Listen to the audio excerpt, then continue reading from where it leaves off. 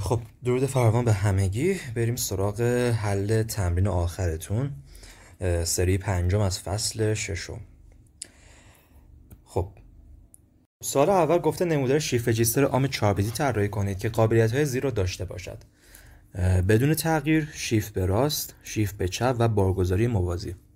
خب میخوام یه دونه شیفت رجیستر طراحی بکنم، یه دونه یونیورسال شیفت رجیستر طراحی کنم که اینو بنویسم. خب یک یونیورسال شیفت رجیستر میخوام طراحی بکنم که یک سری اپریشن میخواد انجام بده. یک شیفت رجیستر عمومی داریم که یک سری اپریشن میخواد انجام بده. یکیش مثلا نو چینج، بدون تغییر. یه دونه شیفت به راسته، شیفت رایت مثلا، یا رایت شیفت بهتر بنویسم، رایت شیفت. یکی شیفت به چپه، لفت شیفت، و یکی هم بارگذاری موازیه یا پرالل لود. حالا من لود می نویسم فقط، اوکی؟ یا آره دیگه. این اپریشن ها با یک سری کنترل سیگنال باید مدیریت بشن. یعنی مثلا من میگم که اگر مثلا سیگنال 0 رو دادم، نو چینج، یعنی شیفت رجیستر هم کار خاصی نکنه. اگر 1 دادم، یه رایت شیفت انجام بده. اگر 1 دادم، لفت شیفت انجام بده. و اگر هم 1 بهش دادم، لود انجام بده. اوکی؟ اینا بهش میگن یه کنترل اینپوت، کنترل سیگنال. خب بریم از رجیستر شروع کنیم. اگر من بیام یک سری مثلا یه رنگ دیگه انتخاب کنم، مثلا رنگ این رنگی، یک سری دی فلیپ فلاپ یا هر نوع فلیپ فلاپ دیگر رو، حالا اینجا دیو دارم مثال میزنم، کنار هم بذارم و کلاکاشون رو به هم دیگه وصل کنم. یعنی اینا کلاکان، یه خط کلاک میارم اینجا کلاک ها رو به هم دیگه وصل میکنم و اینا هم اینپوتاش، بذار اینپوت ها پایین بذارم و اینا هم آوتپوتاش. اوکی؟ این یعنی یک رجیستره. به این چیزی که اینجاست بهش میگن اینپوت یا پرالل اینپوت که به صورت پی آی هم نشون میدن. اوکی؟ یعنی به صورت موازی ما یه سری اینپوت داریم، اینجا یه سری ورودی داریم. اوکی؟ و به این خروجی ها هم میگن در واقع پرالل آوتپوت، پرالل آوتپوت. اوکی؟ که به صورت پی او هم نشونش میدن. و آره دیگه، این رجیستر همینه. حالا برای اینکه شیفت رجیستر داشته باشیم، الان اینجا عملا رجیستر ما مثل یک بخشی از مموری داره کار انجام میده دیگه. یه سری اینپوت داریم که داخل یک سری فلیپ فلاپ داره دیتاش ذخیره میشه، بیتاش ذخیره میشه. برای اینکه یک شیفت رجیستر درست کنیم، میایم این فلیپ فلاپ ها رو، ورودی هاشون رو به خروجی ربط میدیم. یعنی بذارید من اول شکلش رو بکشم و روی شکل توضیح بدم. خب من اینجا یه سری کامپوننتس دارم که اینا دی فلیپ فلاپن. اوکی؟ فرض کنید مثلا من داخل هر کدوم از این فلیپ فلاپ ها مثلا یه عدد، مثلا توی این فلیپ فلاپ بیت 0 رو دارم، اینجا 1 رو دارم، اینجا 0، اینجا هم 1. اوکی؟ اگر شیفت به راست بدم، این باید عملا بشه مثلا یه دونه بعد اینا برن سمت راست دیگه. این 1 حذف میشه، 0 میاد جاش، این 1 باز میاد جای 0 اینجوری، این 0 هم میاد جای 1 و اینجا هم باید یه اینپوت داشته باشم که 1 باشه یا میتونه 0 باشه. یعنی اون جای خالی رو با چی پر کنم که اگه 1 باشه خب 1 رو میذاره، اگه هم 0 باشه 0 رو میذاره. یه شیفت میده به راست که اینا رو دیگه یاد دارید دیگه. کلا تمام کاری که لازم انجام بدم اینه که بیام این کلاک ها رو، یه خط کلاک اینجا بذارم و کلاکاشو با هم دیگه وصل کنم. اوکی؟ و بگم که وقتی که کلاک خورد، تو مقداری که داخل این فلیپ فلاپ هسته رو، بذارید من این کرسرم هم اوکی کنم. خب من کرسرم اوکی کردم. الان این ولولکی میاد این جلو که واضح تر باشه موقعی که میخوام توضیح بدم. خب اینجا کلاک دارم کلاک میاد روی این فلیپ فلاپ ها. وقتی کلاک بخوره میخوام که این ولیوی اینجا یه دونه شیفت بخوره به راست، یعنی در واقع بعد دیتایی که داخل این فلیپ فلاپ هسته رو وارد این فلیپ فلاپ بکنم. با یه خط اینا رو وصل میکنم به هم دیگه. اوکی. حالا الان یه شیفت به راست دیگه، پس اینجا باید یه دیتای دیگه بیاد، یعنی این فلیپ فلاپ من عملاً باید یه دیتا جدیدی واردش بشه. اینجا هم یه دونه یه دونه اینپوت میارم که بهش میگن سریال اینپوت. سریال اینپوت سریالی، مثلا سریال داره وارد میشه و میتونه 0 باشه، میتونه 1 باشه، حالا هر چیزی. و چیزی که اینجا هستش در واقع میشه ولیوی جدید این فلیپ فلاپه و اینم میشه بعد سریال اوتپوت هم. اوکی، اس او من مینویسم یا اس آی او بیشتر مینویسم، سریال اوتپوت. یعنی یه شیفت رجیستر به راسته، آرش یک رایت شیفت رجیستره. اگر بخوام اینو بکنمش شیفت به چپ، بعد یه کار دیگه انجام بدم با یه رنگ دیگه، رنگ بنفش. برای شیفت به چپ حالا باید دیتا اینطوری شیفت بخورن، یعنی باید ولیوی که اینجا دارم یه دونه بره سمت چپ. آره دیگه، مثلا اگه اینجا 0 ای بابا، مثلا اگه اینجا 0 1 0 دارم، این 0 بعد بیاد جای این 1، این بشه 0، این 1 بعد بیاد جای این 1، این همون 1 میمونه و باز این 1 میاد جای این 0 و این 0 باز میشه 1. یعنی 0 1 0 هم میشود 1 0 و این سریال اینپوت جدیدی که اینجا وارد میکنم مثلا 0 یا 1 میتونه باشه. اوکی. خب بعد بیام خروجی اینو بدم به ورودی این، خروجی اینو بدم به ورودی این، خروجی اینو بدم به ورودی این. اوکی، این میشه در واقع لفت شیفت. اینجوری می‌نویسم لفت شیفت. اوکی. و اینجا هم یه سریال اینپوت دارم که از سمت راست دیگه. آره دیگه، بهش میگن سریال اینپوت فرام رایت. این از سمت راست یه دونه سریال اینپوت بهش میدم. این میشه سریال اینپوت از لفت. اوکی، از سمت چپه. این یکی از سمت راسته، فرقی نمیکنه. این سریال اینپوت فرام رایت واسه یه شیفت به چپه، این لفته برای شیفت به راسته. اوکی، چون وقتی میخوای شیفت به راست بدی بعد از میگم چی، شیفت به چپ بدی بعد از راست یه دونه ولیو جدید وارد کنی، اما اگه بخوای شیفت به راست بدی بعد از چپ یه ولیو جدید وارد کنی. اوکی.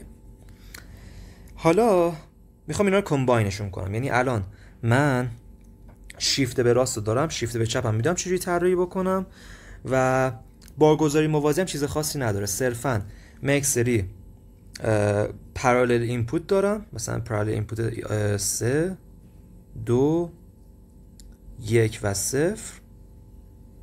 اوکی، که اینا میخوان وارد این دیتا بشن. این وقتی کلاک بخوره بعد این اینپوت ها بیان داخل دیتا، داخل فلیپ فلاپ. اوکی، این میشه لود کردن یه دیتا داخل یه رجیستر و بدون تغییر هم که چیز خاصی نیستی، صرفا بعد این کیو ها وصل بشن به این دیا، یعنی در واقع فلیپ فلاپ ها مقدارشون تغییر نمیکنه، همون خروجی که داره عملا همین خروجی وصل میشه به ورودیه. اوکی، من فعلا اینا رو پاکشون بکنم و بیام شکل بهترش رو بکشم. خب بریم داخل این دیزاین این مداره. من یک سری اپریشن دارم و یک سری در واقع کنترل سیگنال. میام یک سری خط میکشم این پایین، من به کنترل سیگنالم میشه. اینو میذارم S0، اینو میذارم S1. اوکی، این S0 و S1 مشخص میکنن که قرار این رجیستر من، این شیفت رجیستر من، این یونیورسال شیفت رجیستر من چی کار بکنه. خب میام یه دونه مالتیپلکسر میذارم دم ورودی هر کدوم از این ارزم به حضورتون فلیپ فلاپ ها. خب مالتیپلکسر همو گذاشتم و این قاعدتا این خطای SF S کم باید وصل کنم. بذار اینم وصلشون بکنم. خب این خطا هم وصلشون کردم. خب میخوام بگم که اگر استیتام 0 و 0 بودن نو چینج اتفاق بیفته. یعنی چی؟ یعنی اینکه نو چینج رو بذارید هر کدوم با یه رنگ مشخص کنم. با این رنگ نو چینج رو میذارم. این نو چینج من. نو چینج یعنی اینکه هر چی که داخل اون فلیپ فلاپ بود بیاد داخل این ورودیش. اوکی؟ این میشه نو چینج. این دیتا من وقتی کلاک بخوره تغییر نمیکنه. همون دیتایی که داخل فلیپ فلاپ بود دوباره میاد داخل فلیپ فلاپ. اوکی؟ بعد شیفت به راست داشتیم. شیفت به راست میمونیم چیکار میکردیم؟ اینا به صورت سریال پشت سر هم وصل میکردیم. یعنی چی؟ یعنی خروجی این بعد بشه ورودی بعدی. اوکی؟ این میشه شیفت به راست. بذارید من این خط مالتیپلکسر هم وصل بکنم به این ورودی ها که معلوم باشه آقا این برای اینه، این هم برای اینه، این هم برای اینه، این هم برای این. اوکی؟ الان اگه استیت من 0 و 1 باشه مقداری که داخل اینه میاد داخل این. اوکی؟ و یه serial input from left هم دارم اینجا. اوکی؟ و اینم خروجیش میشه ورودی این، اینم خروجیش میشه ورودی این. اوکی؟ این از این شد right shift. برای left shift رنگ سبز رو انتخاب میکنم اگه پیداش کنم. آره سبز.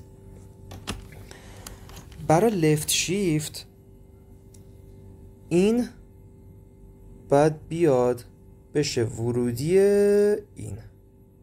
اوکی؟ این بعد بیاد بشه ورودی این. حالا من یه کوچولو ناجور کشیدم. میشه این سیما رو قشنگ با هم دیگه کامباین کرد و مرتب تر کشید، ولی خب من میخوام اینا با هم دیگه مجزا باشن. اینم میشه ورودی این. اوکی؟ این میشه left shift. یه دونه serial input from right هم دارم اینجا. اوکی؟ این هم از این. حالا بریم برای parallel load. اونو با رنگ این رنگی نشون میدم یا یه رنگ متفاوته، قهوه‌ای مثلا. خب برای parallel load هم اینجا میام یک سری مثلا اینپوت اضافه میکنم. مثلا این PI3 باشه، این PI2 باشه، این PI1 باشه و این هم PI7. اوکی؟ parallel اینپوت ها. الان این هم میشه parallel load. اگر parallel load آن باشه، یعنی هر تا اینا یک باشن، این اینپوت ها میان داخل فلیپ فلاپ قرار میگیرن. اوکی؟ اگر لفت شیفت بخوره این سبزا ران میشن. این در واقع یک سریال اینپوت فرام رایت میاد و داخل این فلیپ فلاپ قرار میگیره و بعد مقداری که داخل این فلیپ فلاپ بوده میاد داخل این، مقداری که داخل این بوده میاد داخل این، مقداری که داخل این بوده میاد داخل این. اوکی؟ همینجوری شیفت میخورن. آره دیگه. خب مثل اینکه همه چی اوکیه. اینا هم پاکشون بکنم و بریم سراغ سال بعدی. یه اسلاید اینجا قرار دادم به نام Design Steps for Sequential Circuits که مربوط به استپایی میشه که ما برای طراحی یک مدار ترتیب باید طی کنیم. عموما این سالایی که بعدش قرار داره، مثلا سال 2، 3، 4 و الی آخر، یه رویکرد ثابتی دارم برای حلشون و حالا من در خور همین سال 2 میام این اسلاید هم اینجوری پرش میکنم. اوکی؟ سال 2 گفته که یک مدار طراحی کنید که رشته باینری 1-0-1-1 را در یک جریان ورودی تشخیص دهد. در صورتی که این دنباله شناسایی شود، مقدار 1 و در غیر این صورت مقدار 0 را تولید کند. اوکی؟ خب من میام برای این مسئله اول از همه یک استیت تیبل درست میکنم. یعنی چی؟ یعنی اینکه الان من میخوام یک کامپوننت بسازم، اوکی، که این 1 0 1 1 دیتکتوره. اوکی، ورودیش چیه؟ یه اینپوت داره که یه بیتی هم هست، یک در واقع سیریال اینپوت داره، یک همینجوری به صورت سیریال، به صورت سریالی یک سری بیت وارد میشه و وقتی که 1 0 1 1 وارد این دیتکتور شد، مثلا خروجی 1 رو به من بده. اوکی؟ خب میام یک سری استیت درست میکنم، مثلا استیت A. استیت A یعنی این که 0 اومده وارد این کامپوننت من شده. خب اگه 0 وارد بشه خب بهش درد من نمیخوره. من میخوام اول 1 رو ببینم که بعدش 0 رو ببینم، بعد 1 و بعد 1. اوکی؟ پس تو استیت A من عملا آوتپوتم باید 0 باشه. اوکی؟ یه دونه کلاک میزنم و اینپوت 1 واردش میشه. میرم داخل استیت B. تو استیت B من 1 رو الان دیتکت کردم، یه دونه 1 وارد ورودیم شده. پس فعلا توی B من فقط یه دونه 1 دارم. اوکی؟ و همچنان آوتپوتم باید 0 باشه چون هنوز 1 0 1 1 رو دیتکت نکرده. دوباره یه دونه 1 دیگه اینپوت میاد، میره داخل استیت C. اجازه بدید من یکم شکلمو بهتر بکشم. خب فرض کنید وقتی داخل استیت B بودیم یه اینپوت 0 وارد میشه، وارد این کامپوننتمون میشه و میریم داخل استیت C. الان استیت C من 1 0. اوکی؟ فعلا تا اینجای رشته‌مون رو دیتکت کردیم و بعد دوباره یه دونه 1 دیگه میگیره. اوکی؟ میره داخل استیت A B C D. همچنان آوتپوت هم 0. الان استیت دی من می شود 1 0 1. اوکی؟ اگر یه دونه اینپوت 1 دیگه بگیره دیگه بعد خروجی من 1 بشه. بذارید کوچیک بکشم که همه چی جا بشه. میره داخل استیت E که اینجا دیگه آوتپوت من 1. چرا؟ چون استیت E دقیقاً استیتیه که 1 0 1 1 دیتکت شده. اوکی؟ 1 0 1 1. این دقیقا همینه. حالا الان این تارگت ماست. حالا امکان داره که داخل استیت B باشیم بعد اینپوت ما 0 وارد بشه. اوکی؟ یعنی ما الان اینجا مثلا یهو B ما اینجا 0 میاد. اوکی؟ خب ببخشید 1 میاد. 0 رو قبلا لحاظ کردیم، 1 میاد. خب 1 1 عملا به درد من نمیخوره. اوکی؟ پس اگر 1 بیاد عملا دوباره برمیگرده داخل همین استیت B من. اینجوری بکشم. اگر هم تو استیت A باشیم و دوباره 0 بیاد خب دوباره برمیگردیم به همین استیت. این فرقی نمیکنه. اوکی؟ اگر توی استیت C 0 بیاد، اوکی، اینپوتش 0 بیاد، میشه 1 0 0. عملا دوباره میرم برمیگردم به استیت همون A خودم. اوکی؟ اینجا یه خط وصل میکنم به اینجا و اینجا می‌نویسم 0. اوکی؟ اگه توی استیت D باشم و 0 رخ بده، اگه دقت کنید یه 1 0 اینجا دارم. من همچین استیتی رو قبلا اسمشو گذاشته بودم C. اوکی؟ پس میگم که اگر توی استیت D بودم و دوباره 0 اومد برمیگردم به C.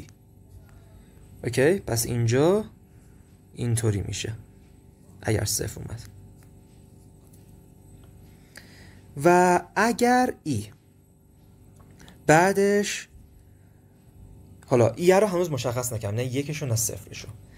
اگر یک بیاد بعدش، من عملا تو همچین استیتی میرم، 1 و 1 میرم.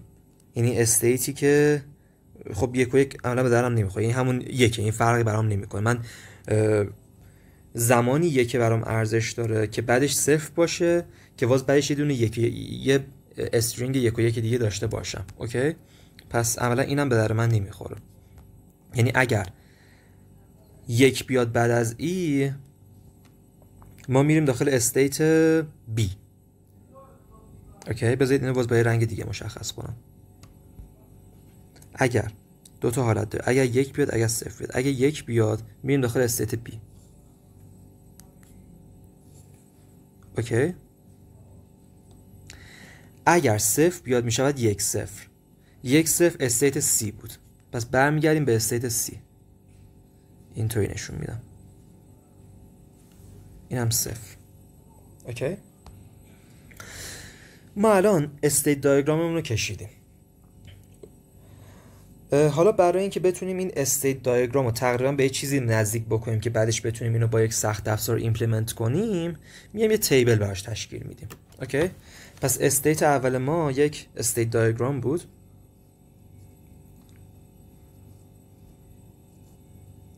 حالا من اینا بعدا خوشخط‌تر می‌نویسم براتون. خب حالا بعدش میایم یه استیت تیبل میکشیم. میگیم که یک استیت QN داریم، یه استیت QN به علاوه 1 داریم. اوکی، و یه اینپوت هم داریم. اوکی، خب میخوام یه استیت تیبل بکشم. گفتم که یک استیت فعلی دارم، یه استیت جدید دارم. استیت فعلیم A میتونه باشه، B میتونه باشه، C میتونه باشه، D و E. اوکی، و به ازای اینپوت ها بذارید من این شکلی بکشم. یه QN به علاوه 1 دارم که اینو میگم میارمش بالاتر. میگم اگر اینپوت من 0 باشه، اگر اینپوت من 1 باشه. اوکی، این شکلیه. اینجا هم یه خط با رنگ روشن‌تر. خب اگر تو استیت A باشم، اینپوتم 0 باشه، همون A میمونم. اگر 1 باشه میرم داخل استیت B. اوکی، اگه تو B باشم 0 باشه اینپوتم، میرم تو استیت C. اگر 1 باشه اینپوتم، میرم داخل استیت B، یعنی تو B میمونم. اگر C باشم، 1 بگیرم میرم استیت D. 0 بگیرم، صفرش کجاست؟ C اگه 0 باشه. اگر 0 باشه میره استیت A. D اگر 1 باشه میره استیت E. اگر 0 باشه میره استیت C. E اگر 1 باشه، اگر 0 باشه میره استیت C. اگر 1 باشه میره استیت B. اوکی، این شد الان استیت تیبل من. ببینم همیشه درسته یا نه. خب یعنی اوکی، اسم این همون استیت تیبل. خب الان استیت تیبل همو دارم. حالا خب من با این A و B و C و D نمیتونم عملا سخت افزار ایمپلمنت کنم. نیاز دارم که اینا بیت باشن، باینری باشن. نیاز دارم که آره دیگه، نظر متوجه میشید. پس میام یه سری عدد رو به اینا اساین میکنم. اوکی، یعنی من الان چند تا استیت دارم؟ 1 2 تا 3 تا 4 تا 5 تا 5 تا استیت دارم. من میتونم با اعداد 3 بیتی، اوکی، با 3 بیت میتونم اینا رو پرزنت کنم. یعنی اینکه 3 بیت خب 8 تا استیت رو ساپورت میکنم. اوکی، من میام مثلا 0 0 رو به A اساین میکنم. سبک با رنگ دیگه بنویسم. اینو با این رنگ. خب قهوه‌ای. مثلا میام 0 رو به A اساین میکنم، 0 1 رو به B، دیگه 0 1 0 رو به C، 0 1 1 رو به D و مثلا 1 1 1 هم به E. اوکی؟ حتی میتونم همون به ترتیب بنویسم 0 1 و 2 3 و 4.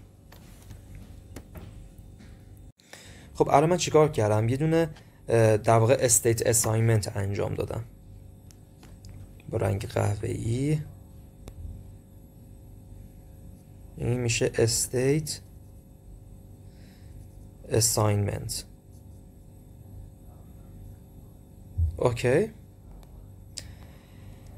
الان با توجه به این استیت اساینمنتی که انجام دادم میتونم یک ترانزیشن تیبل درست کنم. یعنی اینکه این سخت افزار من قراره چه ترانزیشن هایی انجام بده، چه انتقالایی انجام بده. اوکی. خب بریم توی ترانزیشن تیبل. خب من ترانزیشن تیبل هم اینجا رسم کردم.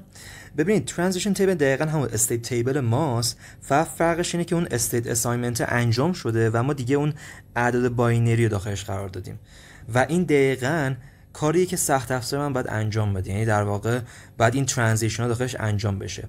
اگر سخت افزار داخل این استیت باشه 0 0 0 باشه، اگر اینپوت 0 اومد بعد 0 0 0 باقی بمونه، اگر اینپوت 1 اومد بعد بشه 0 0 1.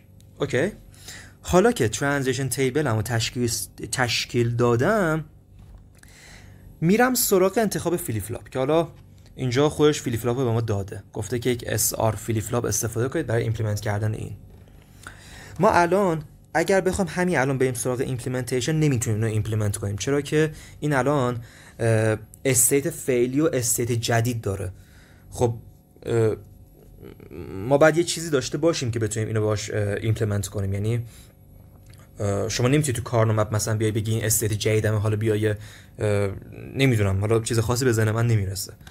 ولی فلیپ فلاپ که باشه، فلیپ فلاپ خب یه استیت فعلی داره و این ورودی‌ها رو که تغییر بدیم میتونیم اون استیت با استفاده از اون استیت فعلی یه استیت جدید براش تولید بکنیم. یعنی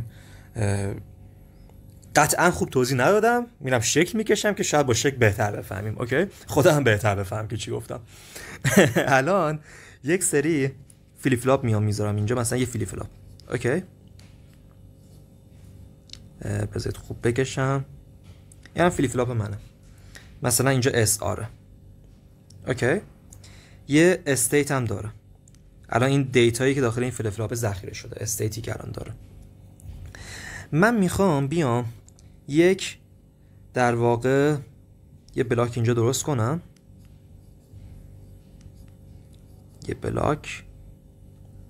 میخوام بیام این استیتی که اینجا هسته رو بگیرم. اوکی، و اینپوت ها هم بگیرم. صبر کنید اینو یکم اجازه بدید من اینا رو یکم این ورتر بیارم. خب اینا بیارم اینجا. خب دقت کنید. الان من یه سری اینپوت دارم.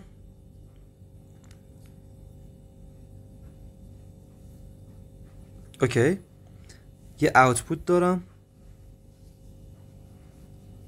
اوکی، و میخوام با استفاده از این استیتی که الان اینجا دارم، با استفاده از استیتی که اینجا دارم و اینپوتی که دریافت میکنم، بیام طوری بیام طوری این SR رو در واقع ببخشید این SR رو انتخاب بکنم که اون استیت جدیدم بیاد اینجا ذخیره بشه. اوکی، یعنی این استیت QN به علاوه یکم. در واقع من میخوام بذار یکم فکر کنم که هم چجوری بهتر اینجا توضیح بدم. خب ببینید الان من عملا مدارم به جز اینپوت اصلی که داره یه کیو هم داره، یه استیت فعلی هم داره. اوکی، من میخوام یک کامبینیشنال سرکت اینجا درست کنم، یک مدار در واقع ترکیبی که بیام طور این S و R رو انتخاب بکنم که این QN به علاوه 1 من حاصل بشه. حله؟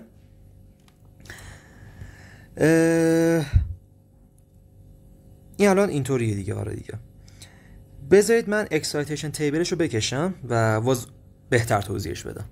خب من الان تقریبا استپ بعدیمو اینجا تیبلش رو کشیدم. این همون اکسایتیشن تیبلی که باید تشکیل بدیم. ببینید این همون ترانزیشن تیبل، فقط من یک کوچولو تغییرش دادم. یعنی اومدم گفتم که اگر توی استیت 0 بودیم و اینپوتمون 0 بود، این میشه استیتمون. اگه 1 بود این میشه. یکم فرمت تیبل رو تغییرش دادم.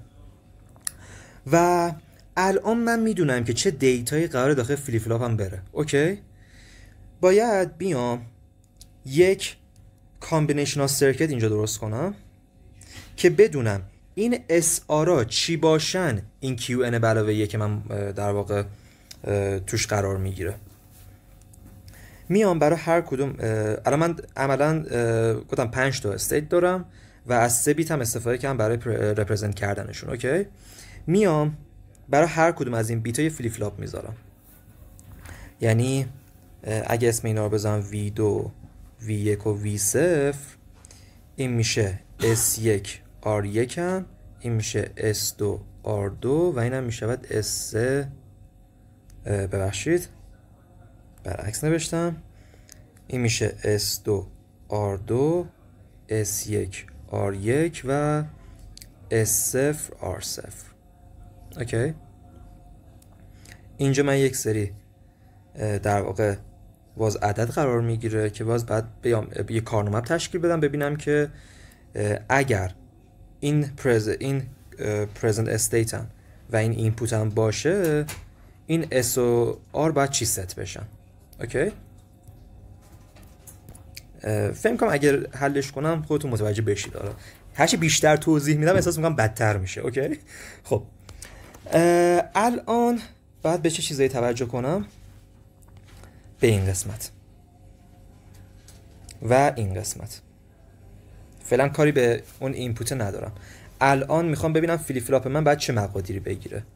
یعنی استیت قبلیش این بوده، استیت جدیدش اینه. حالا این اس و آر رو باید چیا ست بشن.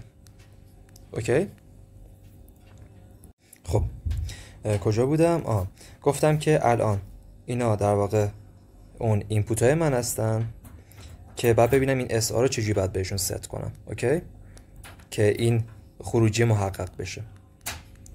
اول از همه ببینیم اس آرمون چجوری کار میکنه. بذارید اینو بردارم.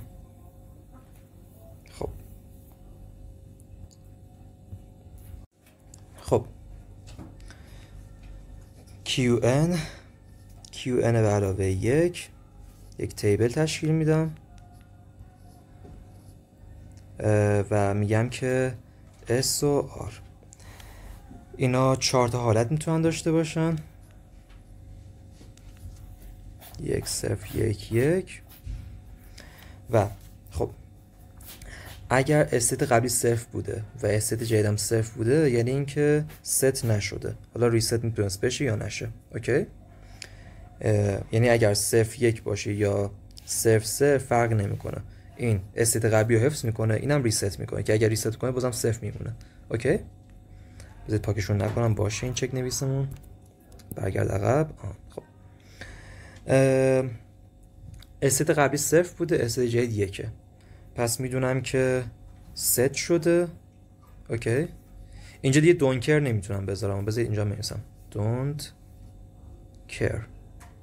اینجا don't care نمیتونم بذارم چون اگر 1 1 رو بنویسم این invalid state میشه. اگه یادتون باشه SR فلیپ فلاپ یه دونه invalid state هم داشت. حله؟ 0 بوده شده 1، پس ستش 1 بوده یعنی 1 اومد ست کرده داخلش. 1 بوده شده 0 یعنی قطعا ریست شده و 1 بوده 1 مونده یعنی اینکه ریست نشده. حالا ست میتونه شده باشه یا نه. اوکی؟ اگر 1 0 باشه یا 0 0 باشه فرقی نمیکنه. این current استیت مون نگه میداره، اینم استیت مون ست میکنه به 1 که خب چون 1 بوده این فرقی نمیکنه. آره اینجا don't care داریم. حالا طبق این تیبلی که اینجا داریم باید بیایم این اکسایتیشن تیبلمون رو تکمیل کنیم. خب دقت کنید اینجا 0 بوده 0 مونده، پس 0 دونکر. اوکی. بعدیش بیت بعدی 0 بوده 0، این فرقی نکرد، کلا همشون 0 دونکر میشن. اوکی. این از این.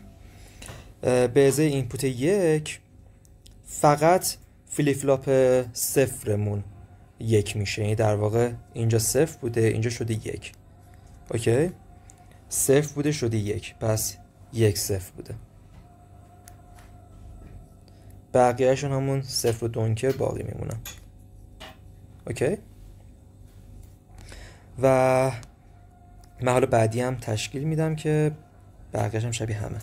خب اینجا استیت فعلیم 0 0 1 بوده و 0 1 0. اینجا 2 که تغییر نکرده. اوکی.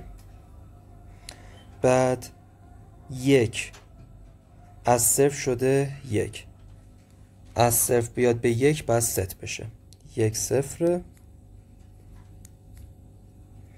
و بذارید زوم کنم بهتره یکم، حتی باز اونجا رو از دست میدم. بذارید اینو بیارم این ور، فعلا کوچیکش کنم بیارمش این قسمت فعلا، از زوم کنم. خب. اینجا برای 0مین فلیپ فلاپ 1 هم شده 0، 1 شده 0 0 1. اوکی. و بر بیزه ورودی 1 همون 0 0 1 باقی مونده. فلیپ فلاپ 2 1 همون 0 x میمونن و 1 1 هم x 0، یعنی دونکر 0. به همین ترتیب اینو تکمیلش میکنیم. خب من این اکسایتیشن تیبلم رو رسم کردم به صورت کامل، رنگیش هم کردم که دیگه عشق کنید و البته بیشتر برای خودم رنگی کردم که قاطی نکنم. و الان کاری که اومدم کردم این بود که گفتم یه سری استیت فعلی دارم واسه فلیپ فلاپم و یک سری استیت جدید. اومدم در آوردم که اگر اینپوت ها اینا باشن، این اس آرا برای هر کدوم از اون فلیپ فلاپ ها باید چی ست بشن که این کیو جدید ما حاصل بشه. اوکی. الان این اکسایتیشن تیبله در واقع همین کامبینیشنال سرکت این قسمت رو به من میده. اوکی. و وقتی من این کامبینیشنال سرکت رو داشته باشم دیگه کارم راحته. یعنی عملا اینجا از چه رنگی استفاده کرده بودم؟ این بود فهم کامرا. آره. اینجا الان من خب بذارید این اس آرشو حذف کنم. اینجا من یه رجیستر دارم، مثلا یک رجیستر که میتونه یک مجموعی از فلیپ فلاپ باشه. در واقع این قسمت میشه همون سیکونشیال سرکت ما. اوکی. حالا خوشخط‌تر بعدا می‌نویسم. اینجا میشه همون سیکونشیال سرکت ما، مدار ترتیبیمون. اینجا هم یه مدار ترکیبی داریم که اینو میتونیم از کارنامپ تشکیل بدیم. یعنی ما الان کیو رو که داریم. اوکی. این اینپوت هم که هست.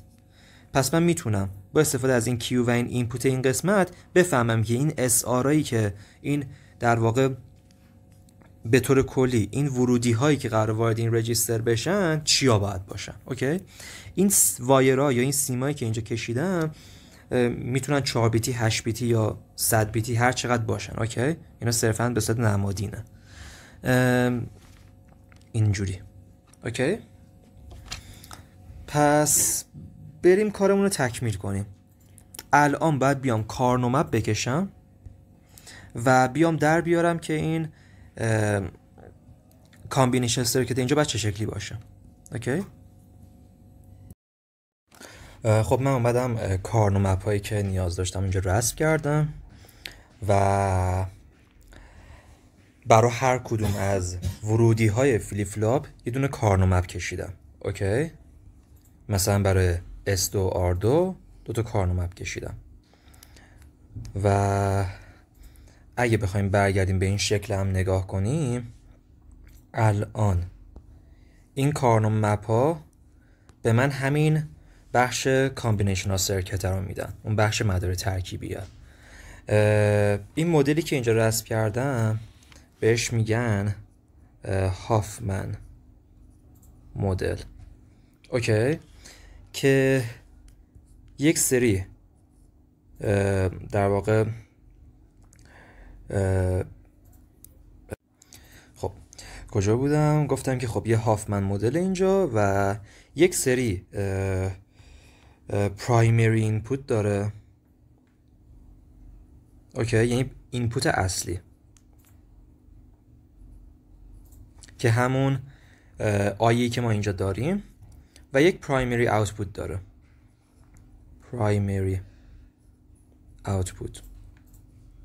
اوکی، که اینا رو حالا به صورت پی آی و پی او هم نمایش میدن.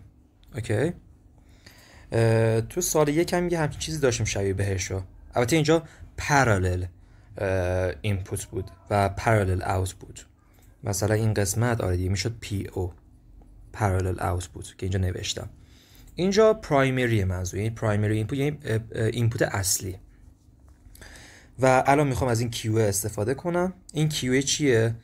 همین کیو مقدار استیت، مقداری که داخل اون فلیپ فلاپ هست که همون V2 تا V0 و اینپوت هم که مشخصه آی منه. یه دونه W هم دارم که این همون پرایمری آوتپوت همه که برای این هم میتونم کارنوم مپ بکشم، ولی خب نیازی نیست دیگه، یعنی عملا معلومه که W من چجوری حاصل میشه. خب من دقیقاً مقادیری که اینجا هسته رو باید بیارم داخل کارنوم مپ. اوکی، یکم زوم میکنم. خب اول از همه کارنوم مپ من 16 تا مین ترم داره. اوکی، ولی من صرفاً به چند تاشون نیاز دارم؟ به 10 تاشون. یعنی عملاً 6 تا دیگه دونکرن. اوکی، من میام اول با هایلایت اون ایریاهایی که میخوامو بولد میکنم که فقط رو اونو تمرکز داشته باشم. خب این زرد اون زرده نیست، اون زرده کجاست؟ اون زرده اینجاست. خب ایریای زردم کجا میشه؟ جایی که V2 V1 و V0 صفرن، V2 V1 و V0 صفرن و آیا میتونه 0 1 باشه. این قسمت میشه ایریای زرد من. اوکی، ولیوهاش اینجا قرار میگیره. سبز کجاست؟ 0 0 1 0 0 1 میشود 0 0 1، یعنی 0 0 1 1. این قسمت میشه ایریای سبزم. این کار میکنم که گیج نشم و کارم سریعتر پیش بره. ایریای 2C میشه 0 1 0 0 1 0 میشود این قسمت. اوکی، ایریای این آبی نسبتا تیره که اینجاست، درسته؟ او اشتباه شد. هایلایت این میشه فکر میکنم. آره خب 0 1 1 0 1 1 این قسمت میشه. اوکی،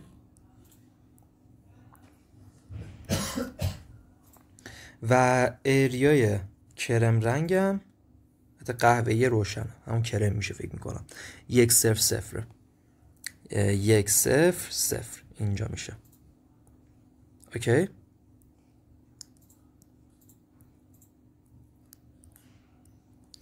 و بقیه مکان هم دونکرم.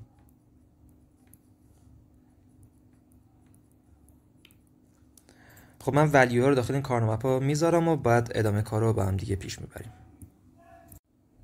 خب من کارنوم مپ ها رو تکمیلشون کردم. دقیقاً همون مقادیری که اینجا بودن و مثلا برای هر کدوم از اون SOR قرار دادم. اوکی، بعدش هم گروپ بندی هایی که به وجود می اومد و مشخص کردم. الان ما از اینجا متوجه میشیم که S2 ما میشود V2 حذف میشه، V1 اوکی و v0 i. اوکی. اینجا S1 رو بهم میده که میشود یک گروپ بندی اینجا دارم که میشه v0 i prime or with این یکی استیتم، این یکی گروپ بندیم میشود v1 حذف میشه v2 و بین اینم i prime. اوکی. اینجا r2 رو بهم میده، r2 میشود v2. اوکی. بعد اینجا r1 بهم میده، r1 میشود ارزم به حضورتون که درست اس گروپ بندی کردم دیگه، الان مثلا این بزرگتر به وجود نمیاد. نه. خب r1 میشود v0i or with این قسمته. بذارید یکم پایین تر بکشم. r1 v0i or with v2 پرایمش و v0 i پرایم. اوکی. امیدوارم سوتی نداده باشم. خب بریم این قسمت. یه S0 داریم. S0 می شود v0 prime i. r0 می شود این گروپ بزرگی چی میشه؟ میشه v0 prime. اوکی. or with یکم پایین تر بکشم r0 v0 prime or با این گروپ بندی که اینجا دارم می شود v1 and بشه با v0. اوکی. v1 و v0. این هم از این. الان تقریبا همه چی اوکیه. البته w هم اینجا داریم که w می شود در واقع اجازه بدید من این w هم محاسبه کنم. ببینید برای w هم خب میتونم کارنامه بکشم. اوکی. ولی خب فقط توی همین یه بخش کوچیک در واقع این قسمت فقط یکه. اوکی. بقیه جا هم صفره، یعنی این قسمت ها کلا صفره و من میتونم یه گروپ بندی همچین شکلی برای w هم داشته باشم. یه w من هم میشه v2. اوکی. آره دیگه w من هم میشه v2 با استفاده از این تیبلی که اینجا کشیدم. اوکی. اینم از این. خب الان دیگه همه چی اوکی، یعنی فقط باید برم مدارم دیزاین کنم. بذار یکم صفحه‌مو مرتب کنم. خب من یکم اینجا پترن رو تغییر دادم، یکم سعی کردم صفحه رو منظم‌تر و خوشگل‌تر کنم که بریم ادامه کار. خب اینجا اومدم کامپوننتمو کشیدم. 3 تا فلیپ فلاپ دارم، 3 تا SR فلیپ فلاپ دارم. الان از S2 شروع میکنم. اوکی. S2 ورودیش چیه؟ ببینید S2 من اند V1 و V0 رو آیه. خب من یه دونه آی میکشم، میگم که اینجا آی اند میشه با یه اند اینجا دارم که میره داخل S2. اوکی. اند آیو V0 رو V1 V0 رو در واقع کم خوشگل‌تر بنویسم. اینجا یه اند V0 V1. اوکی. R2 V2 فقط یه V2 میاد داخلش. اوکی. بعد ارزم به حضورتون که S1 من باز یه اند با V0 I پرایم و V2 I پرایم. یعنی یه اند اینجا میکشم با راحت باش یه اند میکشم. خب میگم که V0 و V2 رو بگیر، V0 رو V2 و I پرایمش، یعنی I میارم اینجا کامپلیمنتش میکنم و R یکم گنده تره. V0 رو I رو داره، R یکم هم اینجوری میکنم، یکم میارم پایین. اول همه یه اور داره که اند دو چیزه، یه اند سه وروده داشت فکر میکنم که V2 V0 I V0 V2 I که همه اینام باید براشون گیت اینورتر بذارم چون همشون کامپلیمنت شدن. یه اند V0 رو I هم داره، یه V0 و یه I. اوکی. و میریم آخری S0 اند V0 رو I. اینطوری کنم، نه اونجا صاف بکشم، صافش کن. خب یه V0 میاد داخلش، کامپلیمنت میشه و یه دونم I.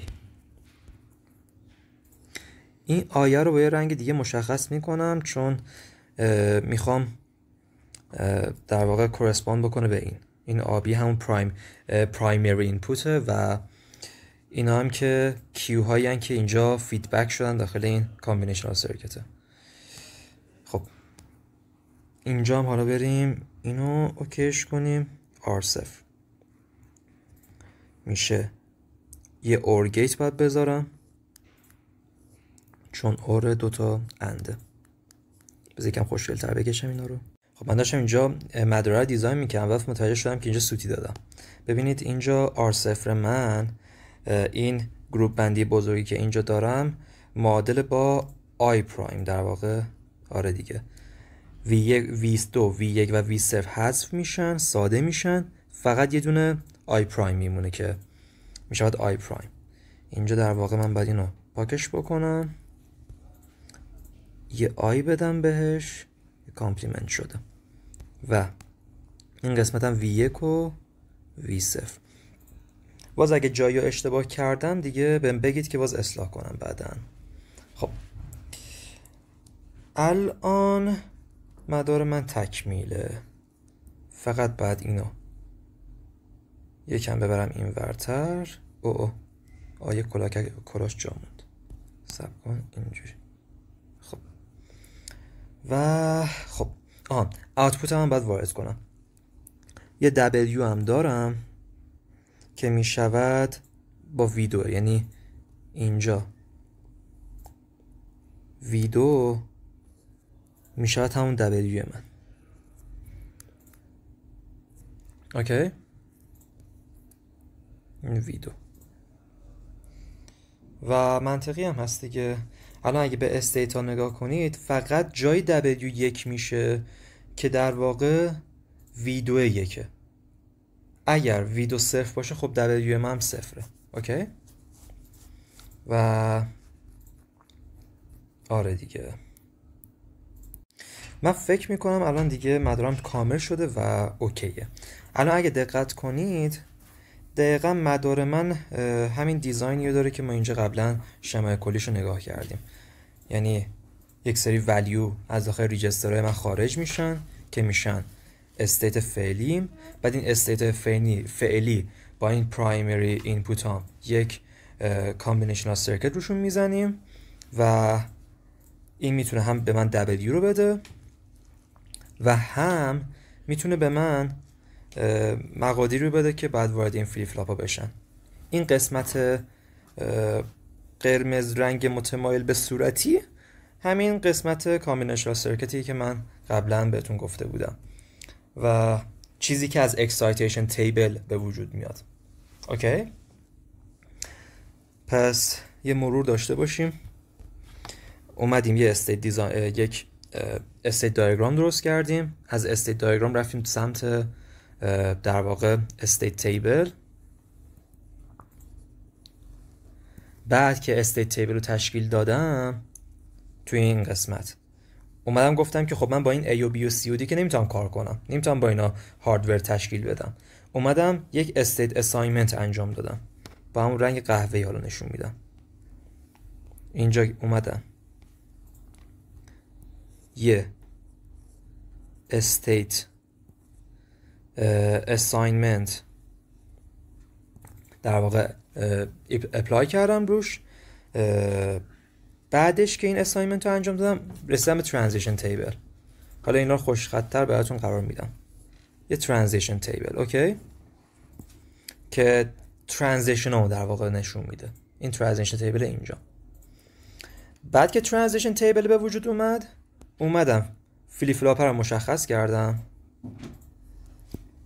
اومدم اینجا یک فلیپ فلاپ اد کردم و بعد باهاش یک در واقع اکسایتیشن تیبل به وجود آوردم. این اکسایتیشن تیبلی که اینجا داشتم و بدین صورت اومدم در واقع اون مسئله‌ای که داشتم کامپوننتش رو دیزاین کردم. آره، اوکی. خب بریم برای سال بعد. خب من یک کوچولو این اسلاید قبلی و قبلترش رو ادیت زدم و نوشته رو مرتب تر کردم که دیگه راحت باشید. اوکی، بریم سراغ سال سوم. گفته با استفاده از JK یا SR فلیپ فلاپ شمارنده مد 14 موازی طراحی کنید. اوکی، کشیدن دیاگرام حالت الزامی است. گفته که یک کانتر طراحی بکنیم که مد 14 باشه. اوکی، سینکرونس هم باشه. من برای اینکه اینو بخوام پیاده سازی کنم، اول از همه مد 14 یعنی چی؟ مد 14 یعنی این که مد 14 یعنی که 14 تا استیت رو کاونت کنه.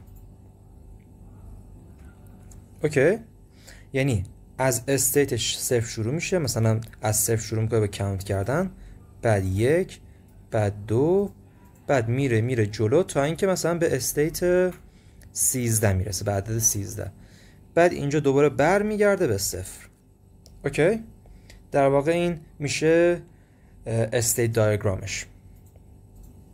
یعنی ما از صفر همینجوری کلاک که میخوره میره 1 2 تا 13، به 13 که رسید کلاک که بخوره برمیگرده به صفر. این فلشی که دارم اینجا نشون میدم کلاکه. اوکی، اینپوت و آوتپوت هم نداره، یعنی صرفا همینه، یه کاونتری که از 0 تا 13 میشموره. و آره، من برای اینکه بخوام اینو پیاده سازی کنم میام خود کاونتر عادی رو پیاده سازی میکنم. کاونتر عادی از 0 میشموره تا 15. اوکی، 16 تا استیت داره و عملا میشه همون مود 16 کاونتر. اوکی، میام اینو دیزاینش میکنم. در واقع یک آپ کاونتر میشه گفت، یعنی به بالا میشموره. یک سری آوتپوت داره، همون اینپوت پرالل آوتپوت 3، پرالل آوتپوت 2، پرالل آوتپوت 1 و پرالل آوتپوت 0. اوکی، و یک سری اینپوت هم داره، میتونه اینپوت هم لود بکنه. اوکی، یه دونه کلاک داره و یه دونه ریست داره. حالا رس می نویسم. اوکی، من میگم که اگر برای اینکه این مود 14 رو طراحی کنم، میگم اگر تو به عدد 13 رسیدی، یعنی به 1 0 0 1 1 1 این میشه 13 فکر میکنم. آره 1 0 1 1 8 با 2 میشه، نه این نمیشه، میشه 1 1 0 1 8 و 4 میشه 12 و 12 و 1 هم میشه 13. این معادل 13. اوکی. میگم اگه به این رسیدی ریست کن. یعنی چی؟ یعنی اگر این الان بیت سومه، این بیت دومه، این بیت اوله، اینم بیت سومه. اوکی. بیت سوم، بیت دوم و بیت صفرم. اوکی. اینا رو اند میکنم. میگم که اگر اینا 1 بودن تو بیا اینا ریست کن، یعنی بیا دوباره از 0 کانت کن. اوکی. پس من میام آپ کانتر رو دیزاین میکنم و بعد تمام کاری که میکنم اینه که اینا میام با هم در واقع وصلشون میکنم. پس همین دیگه. آره من دفعه قبل این 4 بیت کانتر رو دیزاینش کرده بودم و استیت تیبل و ایناش هم ساخته بودم. حالا الان میارم استیتشو که ببینیم. توی جلسه قبل اومدیم یک 4 بیت سینکرونس کانتر رو با فلیپ فلاپ تی طراحی کردیم. اوکی. با فلیپ فلاپ تی و خب عملا استیت تیبل، اکسایتیشن تیبل و ترانزیشن تیبلی که دارم همینه، یعنی فرقی نمیکنه. من از همین یه کپی میگیرم و اینو میارم اونجا و یه جورایی میشه گفت فرقی نمیکنه. مثلا من به جای تی فلیپ فلاپ اگه از جی کی هم استفاده کنم فرقی نمیکنه، چون به جای این تی فقط باید جی کی بذارم. اوکی. به جای این تیا بعد جی کا بذارم و شما هم در جریان هستید دیگه. اگر یه جی کا رو اینجوری به هم دیگه وصل کنیم میشه تی فلیپ فلاپ. اوکی. این صرفا اونقدر طراحی متفاوت نیست، ولی خب بازم میریم این روندی که اینجا طی کردیم و اونجا هم طی میکنیم. خب میخوام اکسایتیشن تیبل هم تکمیل کنم. فلیپ فلاپ هم اینجا مقادیرش رو گذاشتم، اینپوت هم ایناست و همون روندی که قبلا داشتیم حالا داریم با جیکا طی میکنیم. present state، next state که همون qn و qn به علاوه 1 منه و اول از هم من اون استیت تیبل جیکا و کیو رو می نویسم. کیو های من 4 تا حالت دارم. یک کیو ان دارم، یک کیو ان به علاوه 1. اوکی. یا 0 0 یا 0 1 یا 1 0 یا 1 1. اوکی. خب اگر 0 بوده باشه و استیت بعدی هم 0 باشه یعنی اینکه ست نشده. حالا کیل میتونه شده باشه یا نشده باشه. در واقع جی که شبیه همون اس و آره، فقط به جای اس مثلا جی گذاشتم، به جای کا به جای آره کا. فرض کنید جی اگر 1 باشه 1 رو میره داخل مدار ست میکنه، کا اگه 1 باشه میره 0 رو ست میکنه روی مدار، یعنی در واقع ریست میکنه. اوکی. الان اگر استیت جدید من 0 باشه و استیت قبلیم 0 بوده باشه 2 تا حالت داره. یا این ورتر بکشم، 2 تا حالت داره، یا 0 0 یا 0 1. 0 0 حالت قبلی رو حفظ میکنه، 0 1 مدار من رو ریست میکنه و همون 0 میمونه، این فرقی نمیکنه. پس برای همین کار رو don't care گذاشتم. don't care. 0 بوده شده 1، پس ست شده، جیش 1 و کا هم میتونه don't care باشه. چرا؟ چون اگر 1 باشه کامپلیمنت میشه، 0 میشه 1. جی کا فلیپ فلاپ کامپلیمنت میکنه. من اینجا جی کا رو انتخاب کردم. اگرم 0 باشه کا من که ست میکنه دیگه، 1 رو میاد ست میکنه توی مدار من. اوکی. پس اینجا کا منم don't care و بریم بعدی. 1 بوده شده 0، پس ریست شده و جی من باز میتونه don't care باشه. چرا؟ چون اگر 1 0 باشه، اگر 0 1 باشه که هیچی، ریست میشه، 1 میشه 0. اگرم 1 1 باشه کامپلیمنت میشه یا تاگل میکنه. اگر 1 باشه میشه 0. اوکی، این فرقی نمیکنه. بازم 1 بوده، 1 هم هست. میدونم که ریست نشده. حالا میتونه ست شده باشه یا نشده باشه. پس جش میشه دونکر. حالا من با استفاده از این تیبلی که الان دارم میام اینجا رو پر میکنم و خب A من 0 بوده 0، B من 0 بوده 0، C من 0 بوده 0، فقط D فرق کرده. یعنی عملا 0 و 0 0 و X، 0 و X یا همون دونکر، اینا فعلا 0 و X هم و اون آخریه D تاگل کرده، در واقع 0 شده 1. 0 که بشه 1 میشه 1X، این شکلی. اوکی، برای بقیه هم همین کار انجام میدم. الان عملا A توی این قسمت کلا 0 میبینید، پس من میتونم همین 0x رو کپی کنم دیگه، همینجوری بذارم 0x 0x 0x x هم دونکره دیگه، 0x اینجا تاگل کرد، 0 شده 1، 0 بشه 1 میشه 1x. حتی x نیست و ضرب داره، ولی خب من میگم x چون راحت ترم. اوکی، همین روند رو برای بقیه هم باید اجرا بکنیم. اوکی،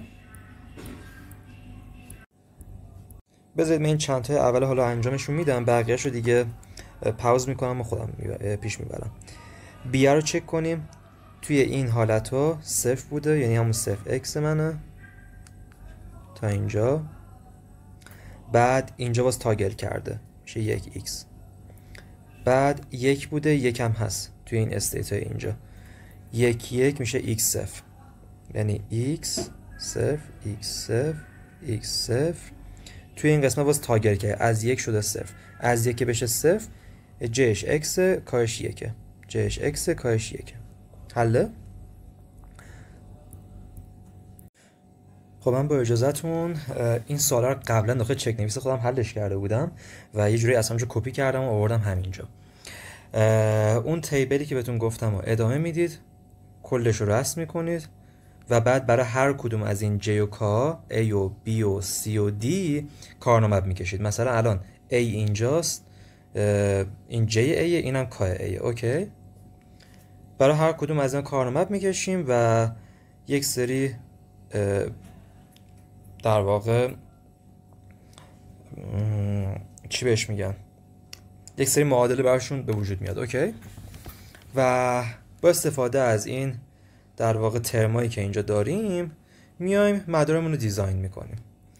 تقریبا مشابه همون کانتری که داخل جلسه رفع اشکال قبلی دیزاین کردیم و فرقی نداره، این دقیقا شبیه همون چیز قبلی. الان اگه من اسلاید جلسه پیشو بیارم، ببینید الان این اسلاید جلسه پیشه،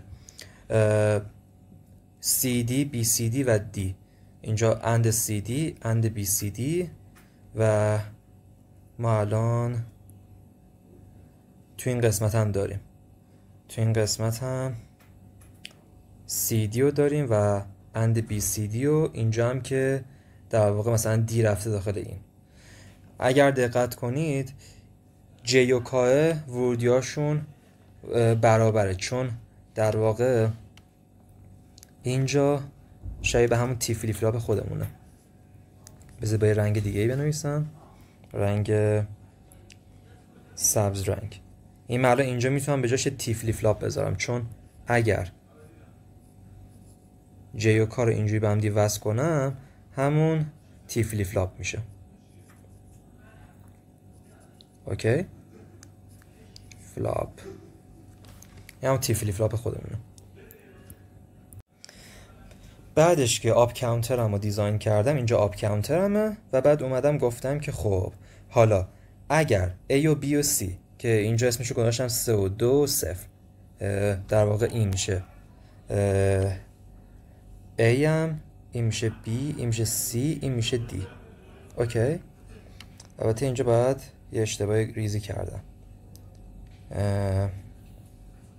وقتی به 13 میرسه باید ریست بشه، یعنی A و B و D. اینجا باید D بذارم. اوکی،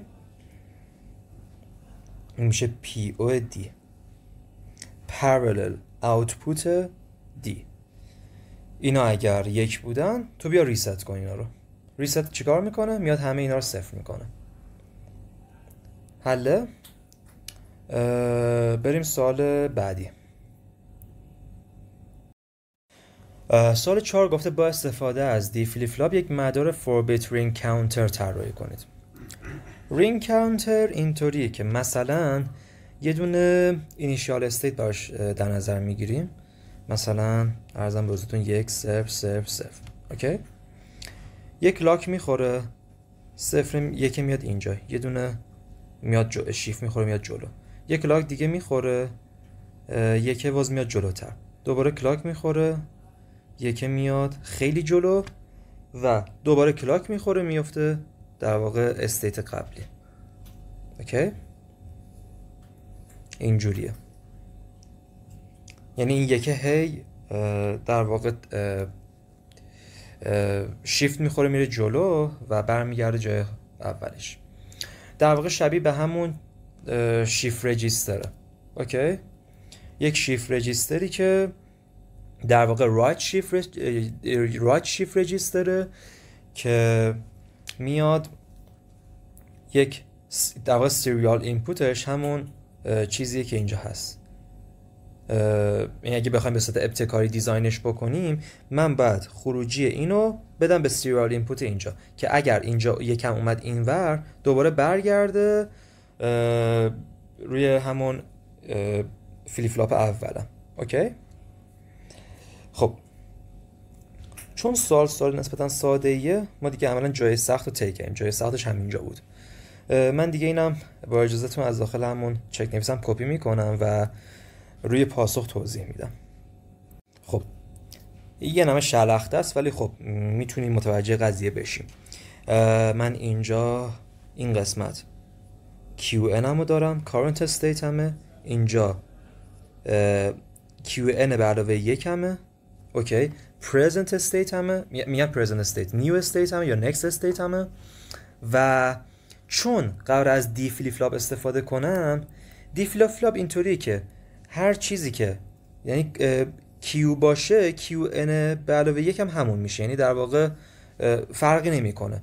یعنی اگر بخوام این Q next هم باشه دقیقا باید همین ولیو همینا میشن ورودیای دی من. اوکی، یکی از راحت ترین فلیپ فلاپ هاست دیگه. و برای همین اکسایتیشن تیبلش رو خیلی بس نهادم. اگه بخواید بس بدید در واقع ما یه دی A داریم، دی B داریم، دی C و دی D. اوکی، که دقیقا همینا میشه، یعنی در واقع همین QN به علاوه یک همون دی منه و فرقی نمیکنه. من دیگه الکی نمیخواستم بستش بدم.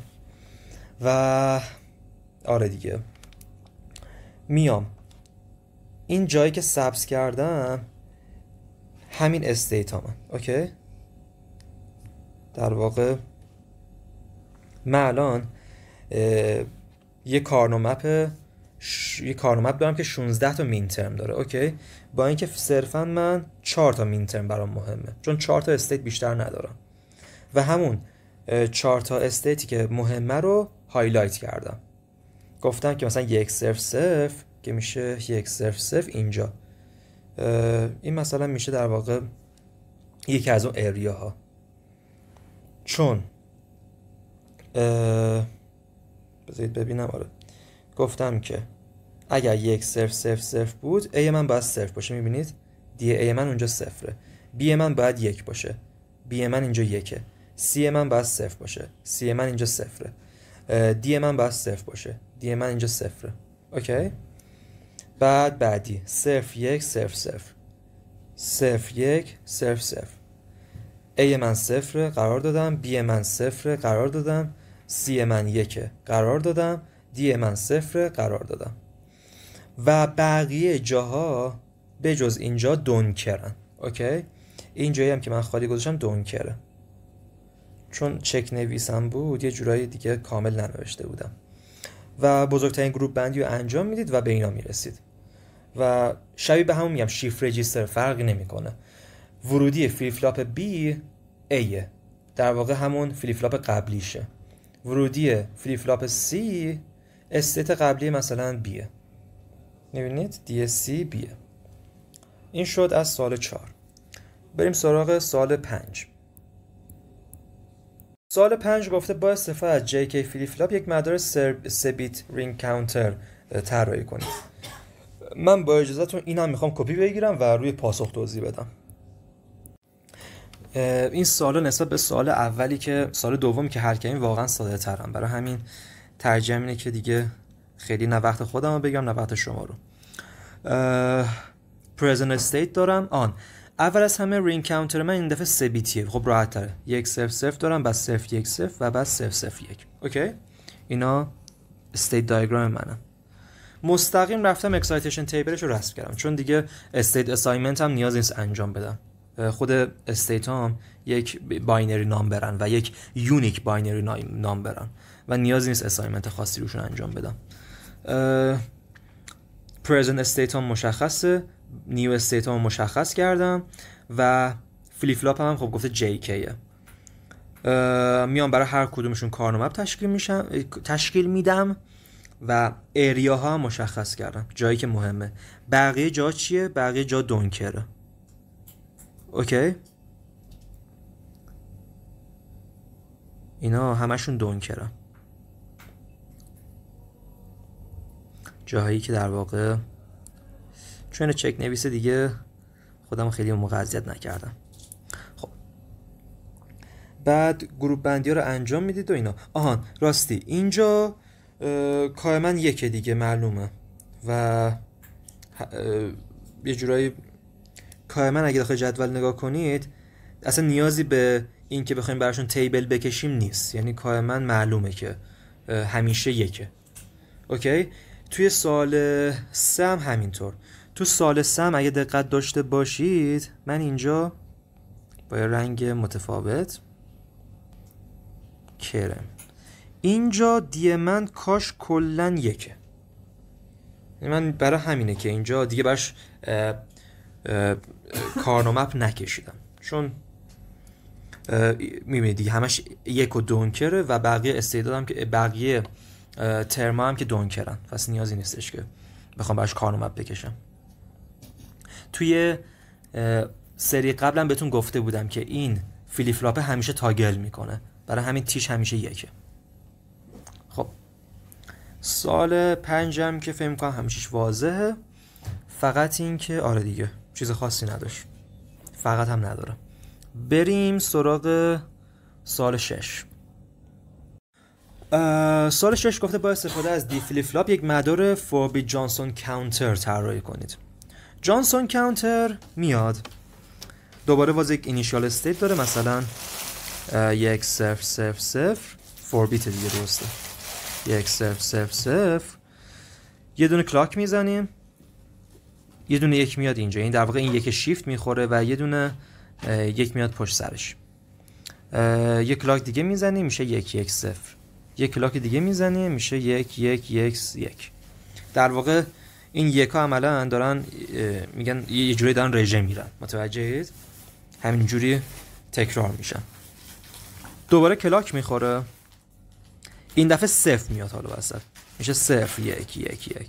کلاک میخوره 0 0 1 1.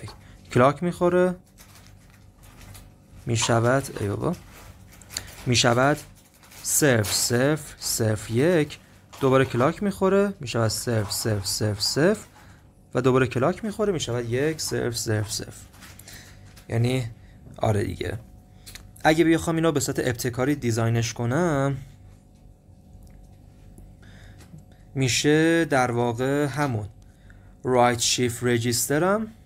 اوکی، فقط فرقش اینه که این استیت آخر باید بیاد به این وصل بشه و اینورت بشه. چرا اینورت بشه؟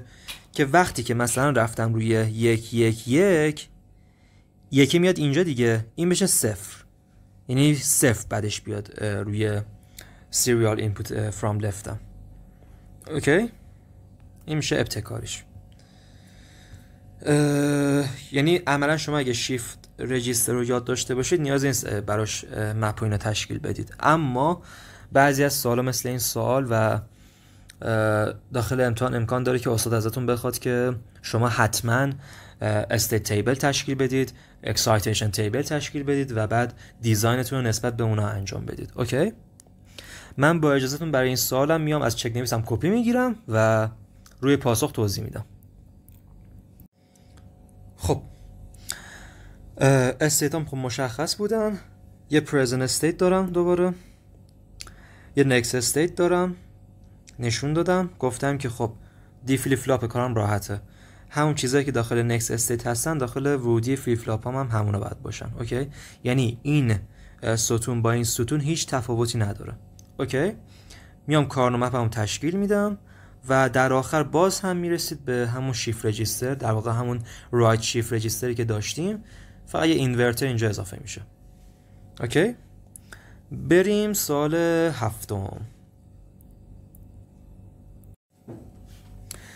سوال 7 گفته با استفاده از تی فلیپ فلاپ، اوکی، یعنی یکم این برعکس شده، این در واقع این میشه تی فلیپ فلاپ، یک مدار شمارنده 4 بیتی طراحی کنید که 3 تا بشمارد. اوکی؟ در واقع میخوام یک 4 بیت آپ کانتر درست کنم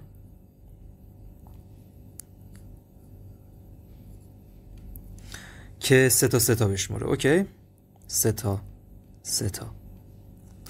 خب فرض کنید مثلا من داخل استیت صفرم، صفر عدد صفر، بس 3 تا بشمارم، یعنی بعد استیت بعدیم باشه چی؟ باشه عدد 3 یا 0 1 نه 0 1. اوکی؟ یک کلاک دیگه میخوره، از 3 بعد بشه 6، یعنی 0 1 نه 0 1 4 و 2 میشه 6. دوباره کلاک میخوره میشه 9 1 0 دوباره کلاک میخوره میشه 12 میشود 1 0 دوباره کلاک میخوره میشود 15 1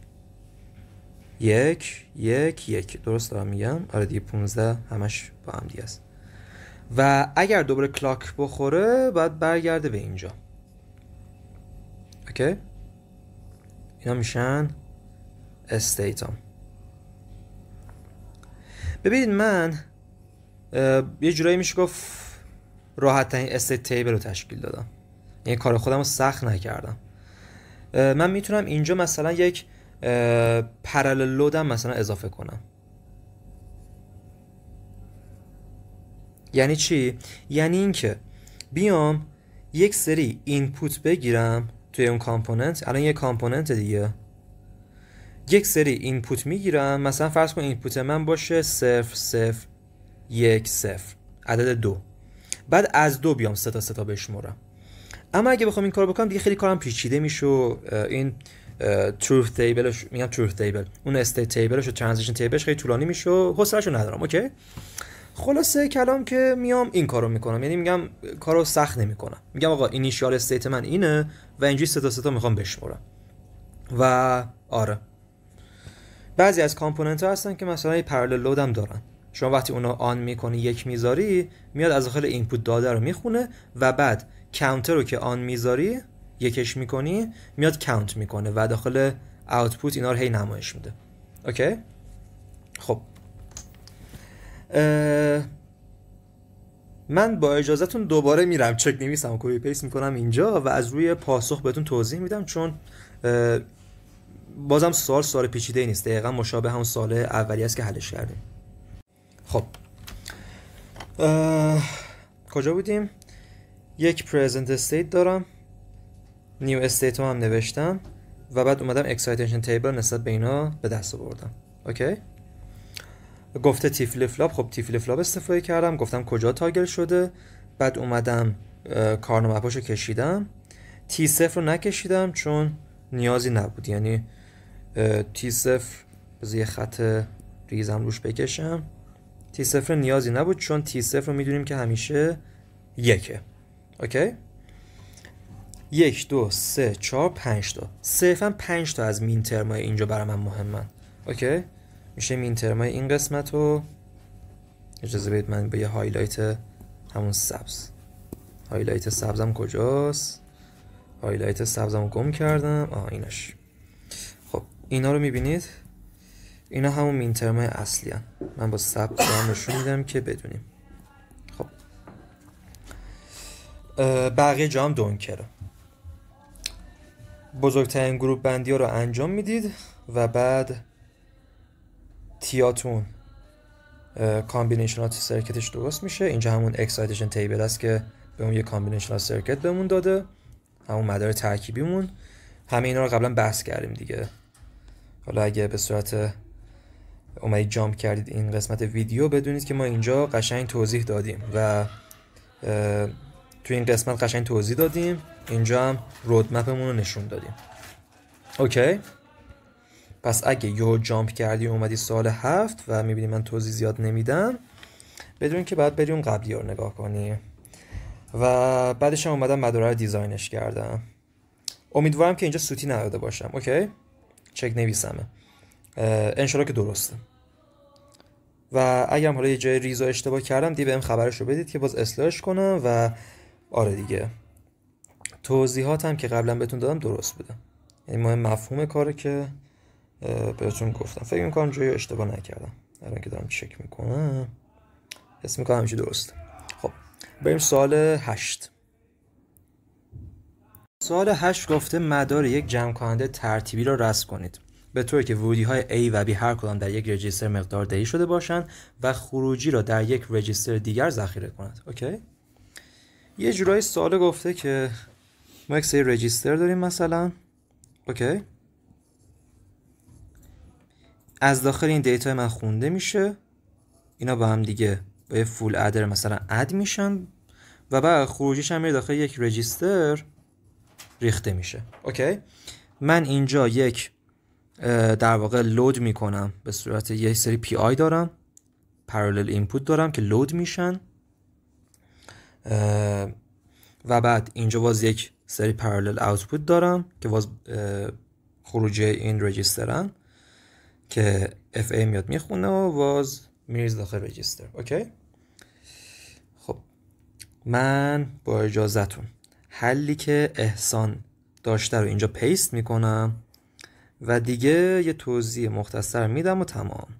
خب این حل احسانه. یعنی من از اونجایی که مغزم به ابتکار نمیرسه، چون طراحی ابتکاریه دیگه، مغزم در اون حد جواب نیست.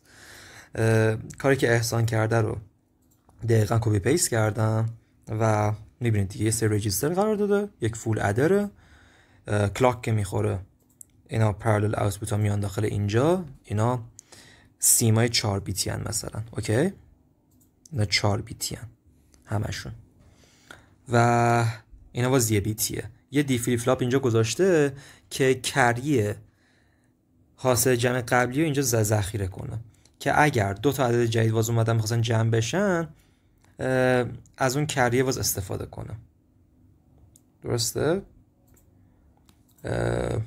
آره دیگه همچین کاری کردم و بعد حاصل هم رفته داخل یه 4 بیت رجیستر سیو شده. خب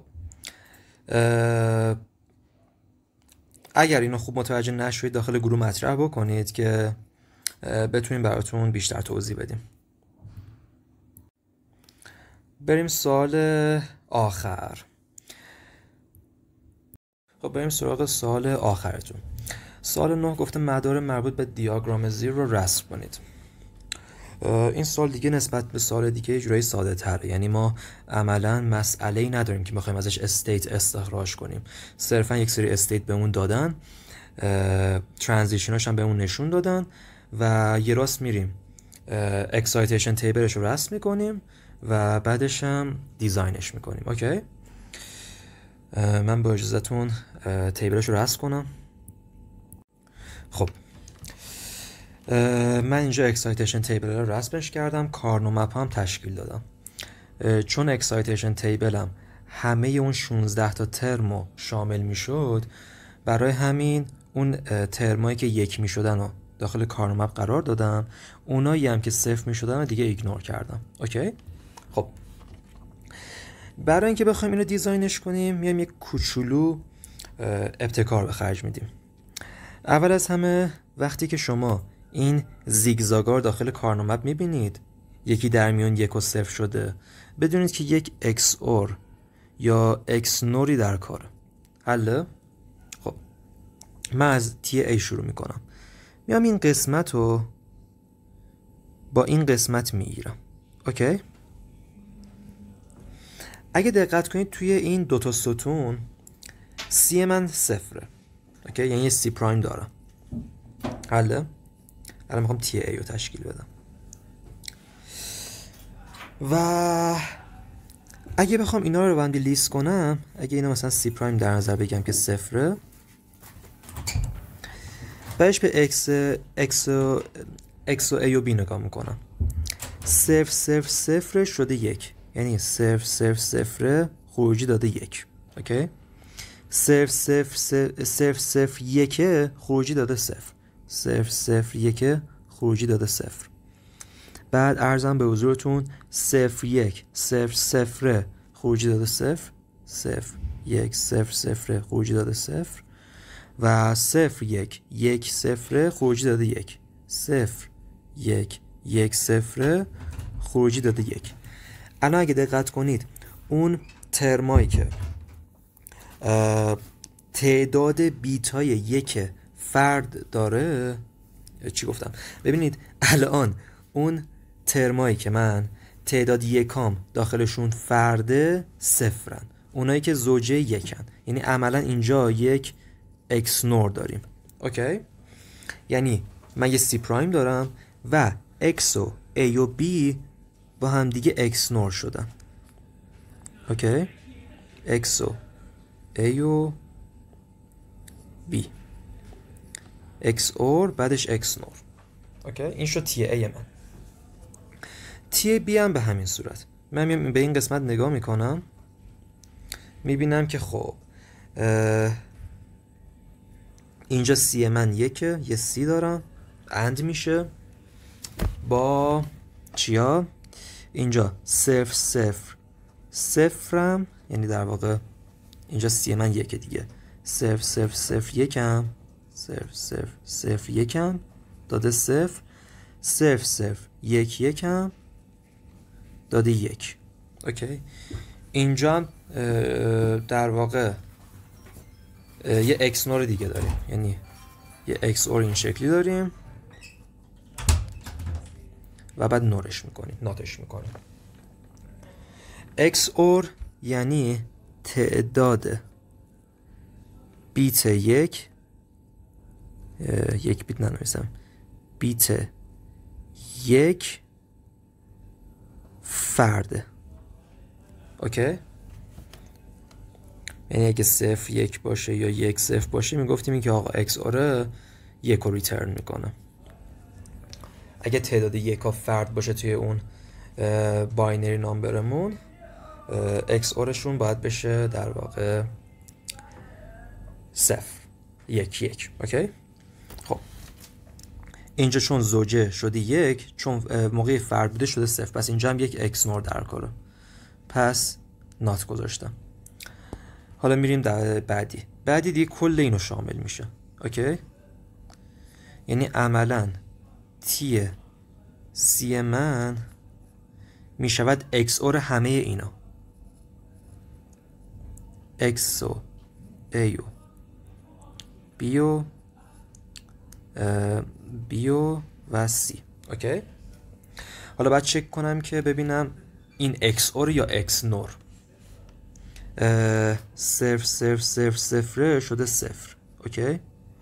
یعنی اینکه این XOR 0 0 0 یکمون هم شده 1. اونجایی که تعداد بیتای یک فردن همه جا 1. میبینید 1 0 0 0 یه دونه بیت بیشتر، یه دونه بیتش بیشتر 1 نیست و چون تعداد بیت های فردش، تعداد بیت های یک فردش فرده، چون تعداد بیت های یکش فرده می شود یک. اوکی؟ گیج نشم.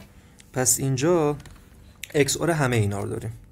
حالا میریم در واقع مدارمون رو دیزاین میکنیم. اوکی؟ من با اجازهتون کامپوننت ها رو بکشم. آقا من اینجا یه اشتباه کردم، حالا بهتون توضیح بدم. کلا این آخر جلسه میشه من یه کوچولو باگام زیاد میشه. ببینید اینجا من گفتم که اگر C 1 بود تو این قسمت گفتم که C من 1. اوکی؟ یعنی من C رو لحاظ کردم. حالا کی باید T B من 1 باشه؟ زمانی که اینجا 1 بشه. اوکی؟ خب اگر که C من 0 باشه که کلا اینجا 0 که میشه این قسمت ها. اوکی؟ حالا میام به X و A و B نگاه میکنم فقط، یعنی C من که خب 1. حالا X و A و B هنوز تکلیفشون مشخص نیست. اگر X و A و B من 0 باشن، 0 بذارید اینو C من گفتم 1. اینجا میخوام خروجی ها رو بنویسم یا XORشون. اگر حتی خروجیشو میخوام بنویسم دیگه، XOR که اینجا نیست. میخوام بگم که یا تی بی قاطی دارم میکنم. میخوام بگم که C من الان اینجا 1. اوکی؟ X و A و B، اگر X و A و B من 0 باشن 0. اوکی؟ اگر X و A و B من X و A هم 0 باشه، B من 1 باشه 1. اوکی؟ 0 1 0 1 0 باشه، 0 1 0 باشه میشه این قسمت 0 1 0. خروجیم 1. اوکی؟ پس اینجا من XNOR ندارم، در واقع همون XOR دارم. میبینی؟ یعنی جاهایی که تعداد یکان فرده 1 و جاهایی که زوجه 0. بیایم این یکی استیت هم امتحان کنیم. 1 1 0 1 1 0 هم 0 واز 1 1 1 هم 1 1 1 1 هم 1. میبینید؟ گفتم که C من 1. حالا اینا رو اومدم XOR کردم که ببینم خروجشون چی میشه و خروجش دقیقا با این مطابقت داره. اوکی؟ پس ما کلا بین XOR و XNOR امکان داره اشتباه بکنیم که اینو اگه یه بار تریس بکنید میتونید بفهمید که حالا درسته کار رو انجام میدید یا نه. اوکی؟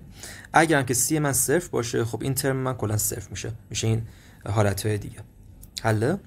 خب من حالا اینم ریز بکنمش، بذارمش اینجا و برم سراغ دیزاینش. اینا هم ریزشون بکنم مثل هم باشه.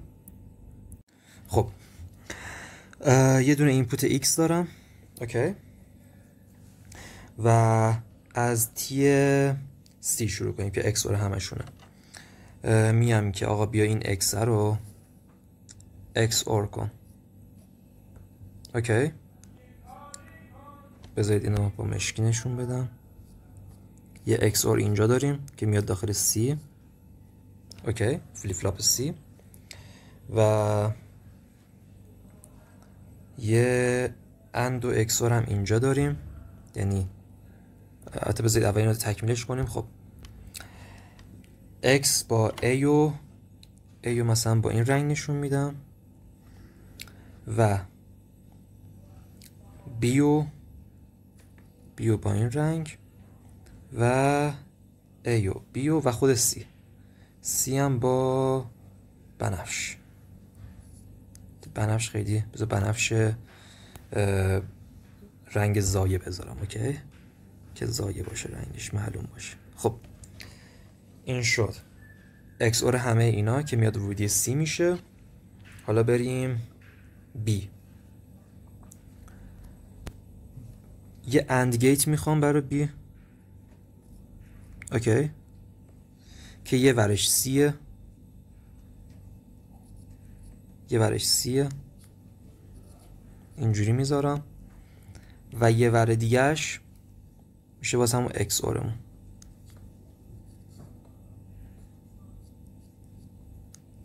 یکم خوشگل تر بکشم، اینجوری، اینطوری. خب XOR چی هست؟ X و A و B. X رو داریم، A رو اینطوری میکشم میارم اینجا و B هم